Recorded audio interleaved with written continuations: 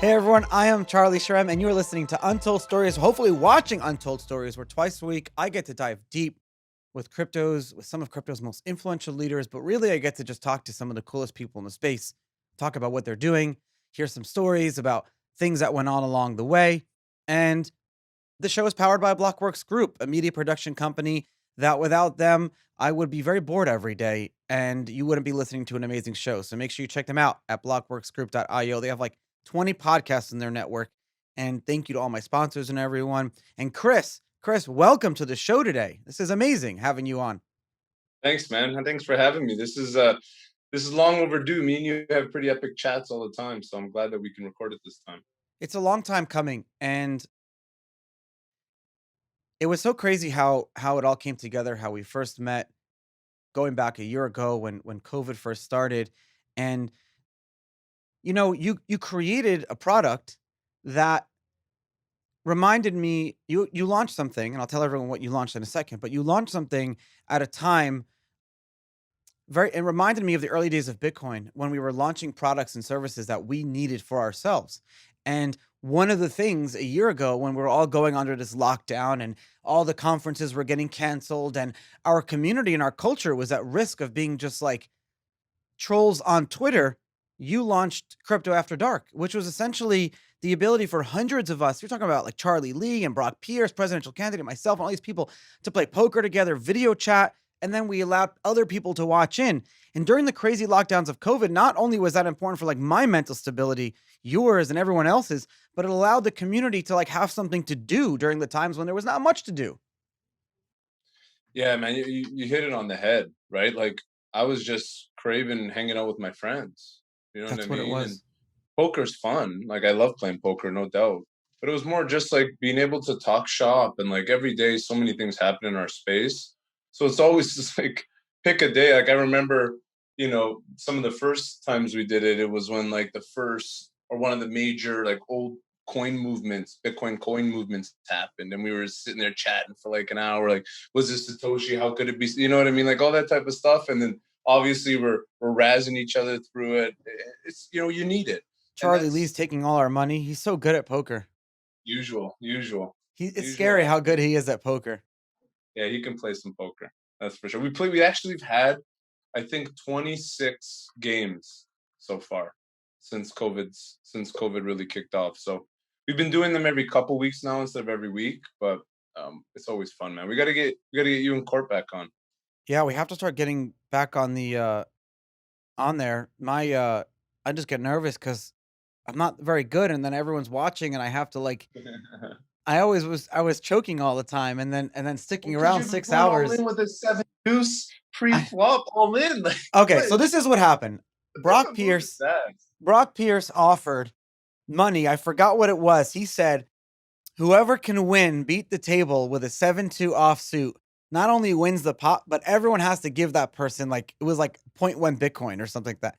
So I mean, that's like almost a whole Bitcoin that was being thrown around if anyone can beat with a 7-2 offsuit. And I was so close. If you remember, I had it and I pressed so hard and everyone folded. And I forgot who didn't. Was it Brock or was it Charlie?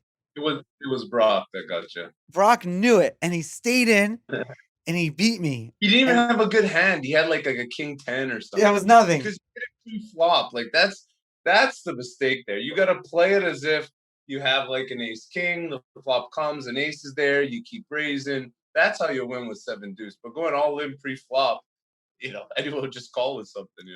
It's interesting when you work in this industry and you have the ability to launch a product and a new company, and I want to talk about Badger Finance, your newest endeavor, in a second. It almost feels like you're walking around with like pocket aces all day. It's like we are the revolution. We know we're doing the right thing. It's like we have pocket aces. You can walk into any bank or any meeting or any building or do anything knowing that like you're walking in with those pocket aces and you're going to kill it no matter what because you work in crypto.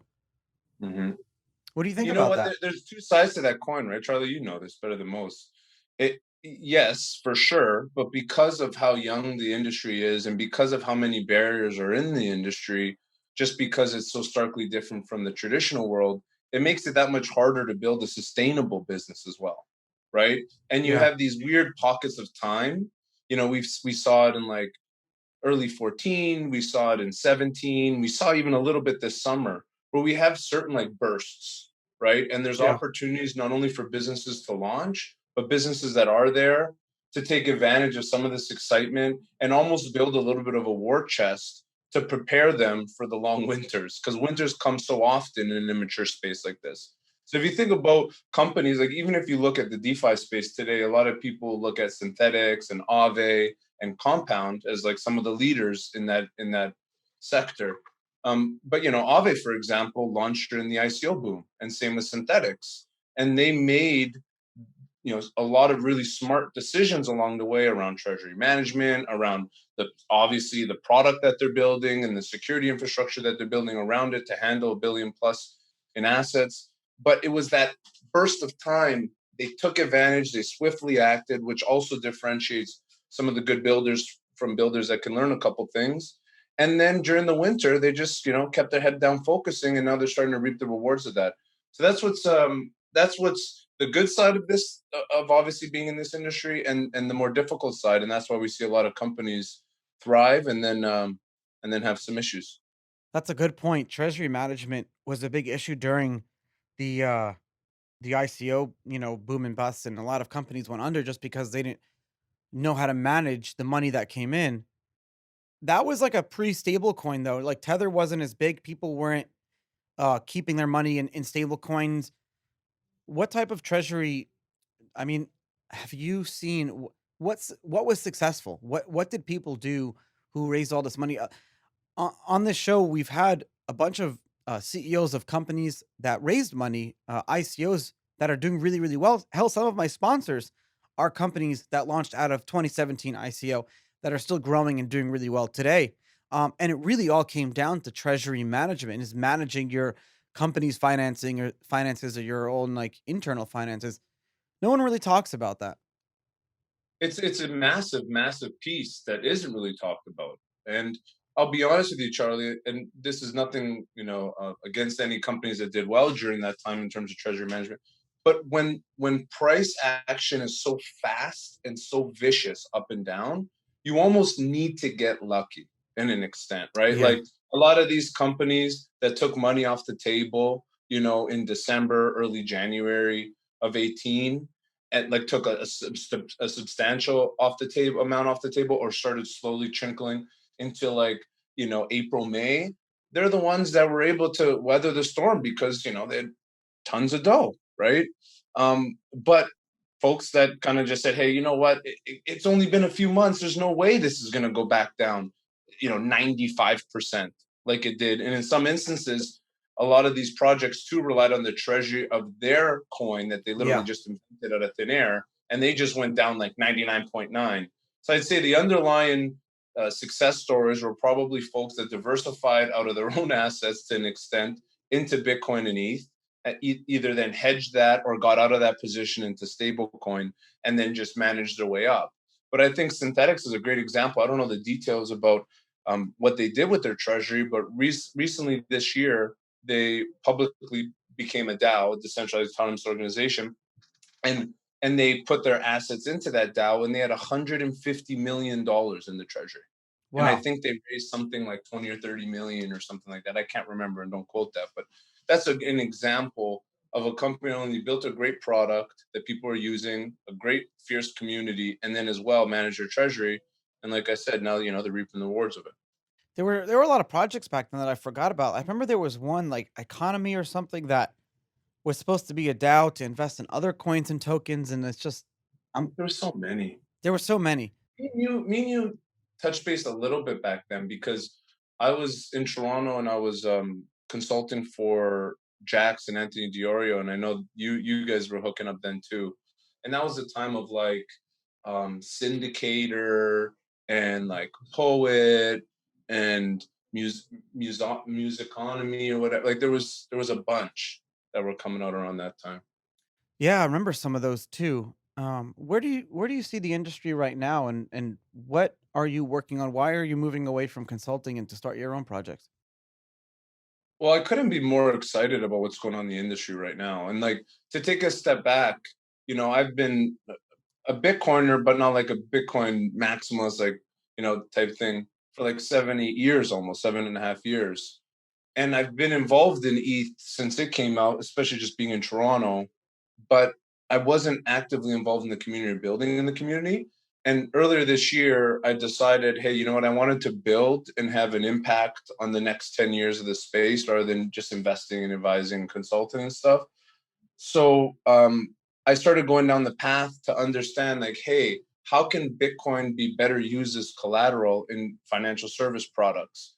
And that was even before me thinking about DeFi and everyone talking about decentralized finance. But nonetheless, I went down the path to understand, like, hey, how can this be built on Bitcoin? And Yeah. it was a little bit of a shocker to me because, you know, what came out of it was like, man, it's pretty hard to build some of these things on Bitcoin today. And it's almost not viable to spend your time, effort, and resources to do that, where instead you can really accelerate and kickstart the ability to build not only a product that people use and that's easier to use and has composability across a variety of different tools like wallets and exchanges and so forth, but more importantly, you can really accelerate the capital infrastructure and bootstrap your business if you were to build on Ethereum. And that's kind of where that path went to, which ended up becoming something that was somewhat of a surprise, but also an awakening for me. It was like, you know what, man, building on Bitcoin's hard, but we can build Bitcoin products on ETH and other chains, and also drive that same value for those with Bitcoin. So that's a little bit of the journey of how I decided to get started with Badger, as you mentioned. But man, this explosion that we're seeing now of Bitcoin on ETH and Bitcoin on other chains, it's just the beginning. Like that, and you know, f- financial apps that are permissionless and non-custodial. You call them DeFi, call them whatever. We're Like gonna those are see an killer, man. insane supply squeeze if what you're saying happens, because you have wrapped Bitcoin on Ethereum is like in the top 15 right now. You have all these centralized companies that are offering people to buy Bitcoin. I think it was like Square was buying like 40% of all the newly minted coins at last year or whatever it was. This is And Bitcoin. grayscale too is a big. Grayscale owns like 3%. The Winklevoss owned one. I don't forget the percent. Everyone owns percentages. There's a I believe that there are more Bitcoin derivatives out there than there are Bitcoins in existence. So, for many of the countries that BITTREX Global serves, there's no easy way for investors to purchase stocks like Apple, Tesla. In fact, just the other day, I personally wanted to get involved in the Airbnb IPO, but I couldn't. There's no way to get tokenized stocks. Or is there? This will be the first and only way that BITTREX Global customers can access the US stock market and legally own US stocks from anywhere in the world. Tokenized stocks. It is so cool. So these shares are tokenized, and it's possible to buy like a fractionized portion of a stock. So, for example, like Berkshire Hathaway, I think trades at $300,000 a share. Now through BITTREX Global, you can actually just buy $300 worth or $500 worth or even $1 worth of a stock. And then these tokenized stocks are legally bound to the stock itself, and it trades exactly like the stock does. It's beautiful. It's actually what blockchain is supposed to do. It's why we're here in the first place. This is bringing about the next level of these like credit and capital markets, and it's allowing global people all over the world to participate in some of the coolest companies that are based in America today, or even companies around the world. Like I could see so many different applications of this one utility. Stocks on the U.S. stock market only trade between like 9:30 a.m. and 4 p.m. Just the other day, I had to Google that because I don't even know that. But because these assets are tokenized, they're going to trade 24 hours a day. And not only that, like individual stocks, but investors can also invest in the whole like S&P 500. They can get into all these indexes just through BITTREX Global's tokenized stock. It's so cool. Make sure you check out global.bittrex.com/discover/tokenized-stocks. We're going to have it in our show notes. This is one of the front-running new on the front lines application of blockchain technology, and you guys are going to have so much fun with it. If you think you can predict the most accurate price for Bitcoin on February 1st, 2021, my sponsor, BitCasino, is offering the 10 closest predictions, a big Bitcoin prize pool. You heard that right. If you are within the top 10 people to predict the closest price to where Bitcoin is going to be on February 1st, 2021, you will win Bitcoin. The information is in the show notes. My sponsor, BitCasino, they are amazing. They are offering it from now until January 28th when the promotion ends. Every day, they're only allowing 25 predictions to be had, so it's not like a lot of people can get in there. Remember, prediction, February 1st, 2021. It ends January 28th. I'm literally going to go in there and do it right now. There's no reason not to. BitCasino, my sponsor, link in the show notes. Check it out. When I talk to a lot of people and they say, yeah, Charlie, I bought Bitcoin, I bought Bitcoin, I bought Bitcoin, I bought Bitcoin. Everyone's been telling me the past few months about Bitcoin, about Bitcoin. Great. Where is it? It's in the Cash App. It's here. It's there. No one's doing it on their own wallets. Some of them are using exchanges, but I don't know anyone keeping Bitcoin on their BitPay wallet or something. No one's keeping on the non-custodial wallet, Trezor, Ledger. You don't hear about hardware wallets. Everyone. So you're going to see, while yes, maybe. Is that where it goes though, Charlie? Is that where it's gonna go? Where that's what I'm seeing because people don't. No one's talking about it. And honestly, in my history, the things that no one's talking about that I'm talking about are kind of the things that happen. And I hate to say that, but I kind of see the writing on the wall right now a little bit. And I think you'll see, it's not going to be like bankruptcies like Mount Gox, like with Cred or whatever, that happened last week. Chapter 11 bankruptcy. My sources tell me that there was actually an insider situation there and a lot of people, whatever happened there. But, you're going to see a lot of people are keeping all these ICOs and we've developed our own credit and capital markets. So now we have our own banks for our industry. So if you are a crypto company and you want to launch to sell Bitcoin stocks, you don't have to open up a bank account. You can do all your treasury management with Circle on USDC. You could do everything. You could transfer in and out of crypto. You don't need to be part of the traditional finance industry anymore because we have now this like small, I guess, infrastructure that we've been building. However, the proof of keys, proof of coins, proof of audit is not happening as much. And you're seeing a lot more people be having wrapped Bitcoin, and at least with wrapped Bitcoin, there are ways to check the DAO to see that the Bitcoin are there in the addresses. But you're going to start to see, and we are seeing now, fractional reserve Bitcoin. It's happening all over the industry, and people don't realize there are only 18 million Bitcoin in circulation right now, and there will only ever be 21 million. There's not a lot when you have people talking of owning hundreds of thousands individually. It's not a lot. And so, yeah, I mean, that's not a bad thing. By the way, anyone who owns Bitcoin, when there's a crazy short squeeze, I mean, where do you think it's going to go? Because all these companies, they're going to need to settle their debts. They're going to need to settle these derivatives. They're going to need to eventually pay out.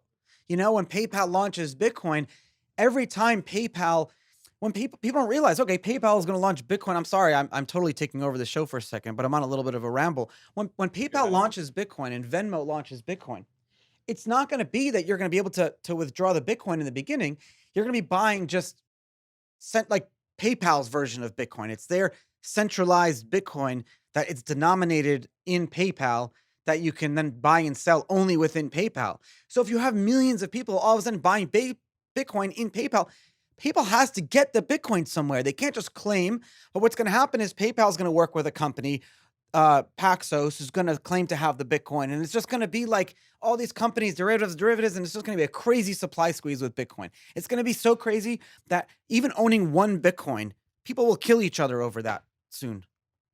It's a crazy world. I agree with you, Charlie. And I think that's like the inevitable when you have a fixed supply, right? This is the shit that we talk about on poker, by the way, and I miss it. But you know what, dude? It's so true, and it's I think that's where we're gonna go. Do I like that? Not necessarily, because I believe in being your own bank, right? Like that's what a lot of us started this whole journey on is F the financial system, F the way everything is. And I've been using F instead of the word just because I got kids at my house, but nonetheless sounds weird just saying it. But that's how we really started believing in this alternative. And I think for the short term that will be positive as it relates to price, but in the long term that's going to create a lot of the foundational problems that exist in the traditional banking systems with fractional reserves and all these types of things. So that's the scary part to it. The pro is like, shoot, you can, like, at least there's like the opportunity, you can hold it yourself. Yeah. And I think more and more people will. But you talk about people being like, "Hey, about Bitcoin, hey, about Bitcoin."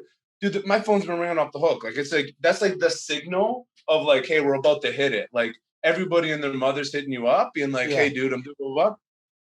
At the same time, the conversation is pretty funny and it's the same because it's like, because the conversation has shifted to this. It's like, oh yeah, like literally, I had this the other day with like my insurance guy. He called me on nowhere. He's like, oh, you're in crypto. What?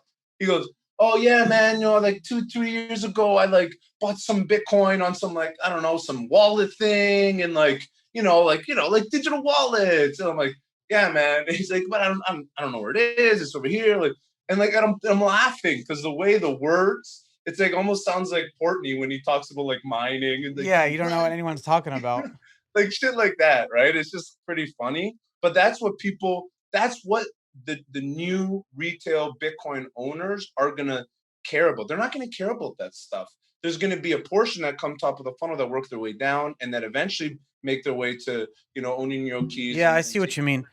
But But yeah. and I'm not and let me take a step back. I don't it's more of like excitement. I don't think it's gonna be a problem. Like, the price will go up, but I don't if there's like some short-term uncomfortability and some dominoes fall, that's not a bad thing because look, like without the reason that stable coins and earning interest accounts and DeFi even exist is because during 2017, we got all this money and no one knew what to do with it. So without that, we wouldn't be here. So without the problems that are going to come out of DeFi, we won't have the next whatever the next is. You just have to make sure, not you, but everyone who's listening has to make sure that you are properly hedged and you could weather the storm and you can make sure because listen, like increased volatility and the Bitcoin price going up is amazing and it's exciting. But when you've been through like a bunch of these, it's so exhausting and Mhm. uh And you stressful. make so many mistakes, right? Like I So many actually was thinking mistakes. about this yesterday. Like we had a little bit of a run over the summer, right? And it was a good opportunity for me to dust off some wallets and get involved in some alt stuff Yeah. that I really haven't played around with for almost 2 or 3 years now. But I went through this strategy process of like identifying, okay, what are my investment criterion rules and what I learned from the run a few years ago, and then that was a predicator of the run a few years before that.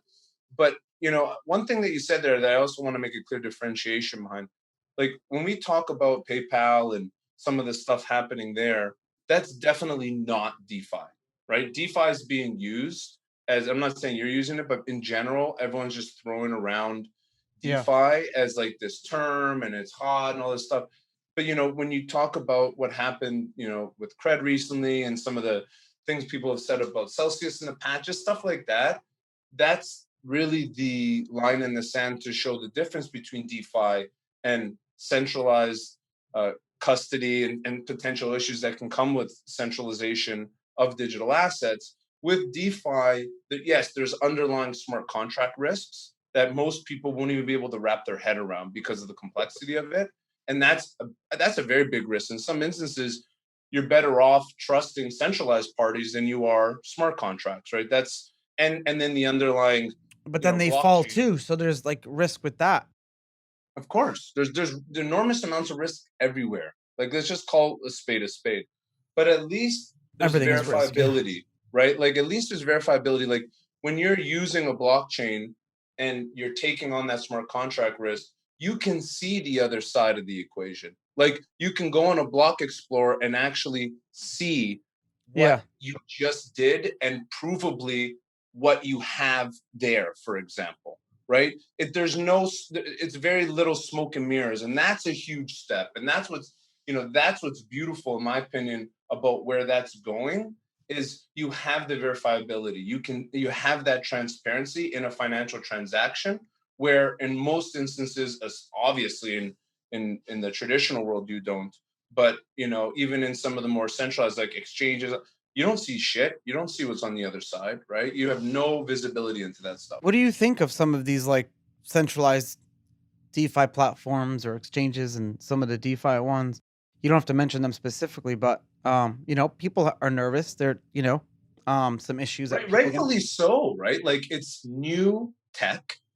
It's new. Like, okay, talk centralized, talk decentralized. On the centralized side, you're trusting in most instances startups. Okay, forget what industry you're in. It's really what it Now is. you're trusting in an immature industry that has had a pretty precarious, history as it relates to the players behind it and the businesses and things along those lines. So when that's the case, and you're looking at these centralized parties, like that's going to be risky, right? On the decentralized side, you have new tech, new smart contract software, new teams, anonymous people behind it. You're missing some of the visibility into the people behind it that you see in the centralized world. So all of it is extremely risky. And that's why I believe we are far away from, retail usage, especially on the DeFi side. But I'll tell you, once again, I had a conversation just a few days ago. I bought Bitcoin a few years ago, not that much, 5 grand. I have it sitting around. A friend told me I can earn some interest on it, 8%, Mm. 7%. Like shit, I get 1% from the bank. Like that narrative right there, Charlie, that's a killer narrative for the next run. But And people are obviously still. I agree now with you. all these guys are going to integrate it. But is it that they're seeing that they can earn interest on their Bitcoin, or do they want to earn interest on stable coins? Because Bitcoin's volatility, as much as it goes up, it's still going down. Just the other day, I was like, Bitcoin was going up to 15,000, and I was talking to someone who was so excited, and of course, he was like, "Yeah, but wasn't it at 20,000 at one point?" So until you hit that stigma of breaking 20,000, the volatility is still an issue for people. DeFi, people like stablecoins. And there's the problem is with and you tell me, like, I don't know if is there a mechanism to earn on your stable coins without trusting a centralized party? Is there a DAO that you can just drop USDC in and earn, compounding interest on chain without trusting a centralized party? There's That's what we many. need. There's many actually. And I would argue the biggest players in the DeFi space. So if you were to go on DeFiPulse.com, it'll Oh, I'm gonna go to the list, site. yeah, you go on DeFiPulse.com, it'll list the top DeFi projects by TVL, total value locked. So that's how much assets are sitting on those smart. $12 billion. There's $12 billion, which I think is up from under a billion in January of this year, to put in perspective. But this So it's only gone. count. This is not This is not centralized exchange. These are all Decentral. decentralized protocols. These are all apps. Yeah. Almost all of them are apps on Ethereum. Okay. So these are apps on Ethereum. Uniswap, which I'm sure everyone's heard of, the big, they have 3 billion plus in assets on their platform. Compound, Aave, Synthetics, Curve, Yearn Finance. These are the names that you'll hear consistently and you'll see at the top of the list. Some of these protocols are new, like Curve and Yearn, but Compound, Aave, and Synthetics, and Uniswap, 2-3 years of battle tested smart contracts. They have insurance layers that you can acquire on top of them now. But on all of these, you can deposit stablecoin and you can borrow. Well, Uniswap you can't, but you can earn interest for the most part in some form or fashion, or yield, through these applications. Uniswap, you earn a percentage of the fees. You can get some Uniswap token for participating in pools and so forth. But Compound, for example, you can lend USDC, you can get interest on it. It's all on chain, it's all verifiable, and there's billions of dollars that have passed through the smart contracts over the last few years. So it's there, it's happening. It's exploded this year from 1 billion to 13 billion, or whatever the number is today. And I think that's just the tip of the iceberg. And then that lends itself to Bitcoin on Ethereum. Like, why has that exploded? Yeah. Well, people have a bunch of Bitcoin sitting around and it's just doing nothing for them. and they definitely don't see the value in, for 2 or 3% interest, for 5% interest, even 8, KYCing and then lending it out to a centralized party without visibility into what they're doing with it. Because our industry is so young and so tech oriented, more people are comfortable taking those Bitcoin, wrapping them, putting them on Ethereum, Yeah. and then using smart contracts and decentralized applications to earn higher yield. So it's a risk and reward type thing. But that's why Bitcoin's exploded from 1,000 Bitcoin to, I don't even know, 100,000, 150,000 Bitcoin that sit on Ethereum today. I'm like just looking at the DeFi rate right now, and it's just insane. Do you think we'll see like so okay, so let's go so I want to bring this all together with Badger. So with Badger, like the first line whenever anyone checks it out, this is not a company, it's a community. So tell me why that's so important for you to make that your first line. But then when it comes to like bringing some of these things to some of the Bitcoin aspects to Ethereum and to DeFi, what are we talking about specifically? What do people want to see? Well, we'll start with the community piece. So the call it a business, call it whatever you want, but this is a new frontier in what the world's going to be like moving forward. But nonetheless, it's a DAO, it's a decentralized autonomous organization. It's not a legal entity. It's not legal. There's no company behind it whatsoever. It's not that it's not legal. It's not a legal entity, excuse me. And it's essentially a bunch of software products that sit on a blockchain, and there's tokens that decide what those software products do. And I say it's not a community, it's a company, because without a community of people passionate that are participating in deciding which project, what products, which features, which fees, how you manage the treasury, what the operations are, how you vote on these different things by using the token that represents that business, nothing will happen. It'll literally just go into oblivion. So that's really the new frontier. You're working and you're collaborating with people in a true democratic type environment, except you're using digital tokens to manage that governance and those decisions. It's And you so have cool. products now that actually create revenue, that have capital, so to which you can manage the treasury and make decisions and hire people. But these are people that you've never met. These are people with, in some instances, ridiculous anon names like Boobster, and Yeah. like crazy stuff. But what you're doing is you're trusting in their actions and what they've proven to you that they can deliver, that they've repeatedly delivered, and through that they've been able to garner the support of the community to, for example, put them on an operational salary. That's something that will be voted. How do you even get to that point? It's not like giving a resume to you, Charlie. You take a look at it. Yeah. Oh, it was referred by your cousin, and you're like, oh, okay, I'll give this person a chance. It's like, no, that person spent time, let me say they're in, graphic design, doing some work for a month, showcases the community, hey, this is the type of stuff I can do here. I'll do this for free. I'll bootstrap this, to the point where the community is like, hey, I want to trust so-and-so, and let's give them $5,000 a month from the salary to manage all of our blog content and all of our graphics for social, for example. That's a Yeah. small operational decision. But that's why it's a community, not a company. And then I'm just ridiculously bullish on Bitcoin as collateral in decentralized applications. So that's all I Badger agree with you. I think Bitcoin is one of the best collateral ever for invented.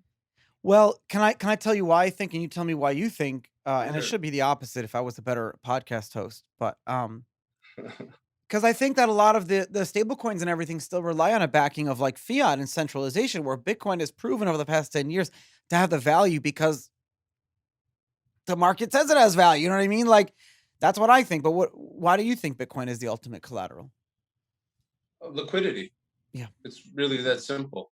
You got something that's ridiculously liquid, and you use it as collateral. You don't need to go to, a mortgage broker to get an appraisal on your house, to then, get a line of credit against that. You literally log into an application with your wallet.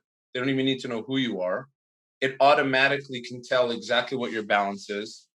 Through the algorithms, pre-qualify you for what type of loan you can get against that. You literally click a button, and within seconds for pennies, you've now funded this, and then you've also immediately received the loan, as an example, right? Yep. Like that's like, I don't know, and you can do that. It doesn't matter where you are in the world. You can be on your computer, you can be on your phone in the middle of nowhere, right? Like this is true finance. Like this is what it looks like in the future, and that's why Bitcoin, being the king of all digital assets, and the one that I believe has the best chance to become money in the long term. That's why Bitcoin as collateral as well is just killer. I was just standing outside the coffee shop just now with someone, and he's like, "I don't understand. Like, why are people getting so excited about DeFi and Bitcoin?" I was like, let me tell you something. You own a restaurant, right? You're sitting here, you're talking to me about another business. You're trying to start a sushi bar down the block. You also own your house, right? You also own a boat. And then you have a job that pays you for 10 years set. I said, everything I just described, imagine if that could be represented, tokenized or represented in an app on your phone. And then now, instead of needing to go out and do paperwork and get investors, you can leverage your other assets to create new assets. You can leverage your capital to create more capital. You can leverage your life. No middlemen, no paperwork anymore. It's really coming together. I think it's coming together faster than I thought it would, to be honest. It's crazy. Hmm. Yeah, these financial apps are, in my opinion, like the first. Yeah. I think digital No, it money. is just like the first. It's really the first. It's like the first. Like I It's think the first DeFi is really pillar. like the first major thing for industry like to be taken seriously because ICOs we were like made fun of a lot still. Yeah, well, ICOs really, they were a unique funding. The interesting part there was the funding mechanics behind it. That's where it potentially had the chance to be a quote unquote killer app, but that Yeah. quickly unraveled. But applications that allow you to do exactly what you just said in terms of getting financial services, like that's killer because it's reliant on the digital assets having financial or monetary value, which Yes. what they are today. The killer app today is like kind of like forex trading. It's like trading. That's what crypto is all about, and has been about for the longest time. And now, because of that, the underlying infrastructure that exists, there is consistent and liquid monetary value for digital assets. So then the next evolution of that is how can you use that in many different ways? Yeah, so that's a good point. Now we're still in like all like the lending. It's like we're building out the lending and the borrowing infrastructure is what you're saying. But the next level, if I understand you correctly, is that now it's how are we going to actually we're going to build out products to actually increase the value of this capital, not just the infrastructure of the lending and the borrowing, but the actual like creative products and services that can then exist on the blockchains. We can then charge, or it can grow outside, bring other people more in, and that's exciting because I'd love to see insurance products built off Ethereum. I'd love to see my homeowner's insurance not be paperwork. I'd love to see someone launch a hurricane insurance that was DAO based. Like that would be brilliant. Why hasn't anyone done that yet? Yeah, no, for sure. And I think that interconnectivity between the real world and the digital world is gonna what comes. But like if you look at Nexus Mutual, for example, they've done a great job at tokenizing and providing decentralized insurance for smart contracts. And that's kind of like the first, it's the thing that clicks. Like if you're gonna venture into insurance and blockchain based insurance, why wouldn't you work to insure other blockchain products? Like that's like step one. You figure that out, you work out those kinks, you really build a moat there, then you start looking at other stuff, right? Yep. But all those things are happening. Like derivatives markets are now, very active on Ethereum. Lending and borrowing are very active. Insurance are very active. Like all these apps are really starting to pick up steam. So, bringing that all back to Badger, like, what are we all about? Well, we're focused on building those apps, and we're focused on building those apps specifically for tokenized Bitcoin. So, what are those applications once you have tokenized Bitcoin, and then helping build some of the infrastructure for how you get Bitcoin onto other chains and then into these applications. So, I see it as eventually it will be deposit Bitcoin and choose your own adventure. Well, Chris Spadafora, how can How can everyone follow you on Twitter, Facebook, follow your company? How can people play some poker with you?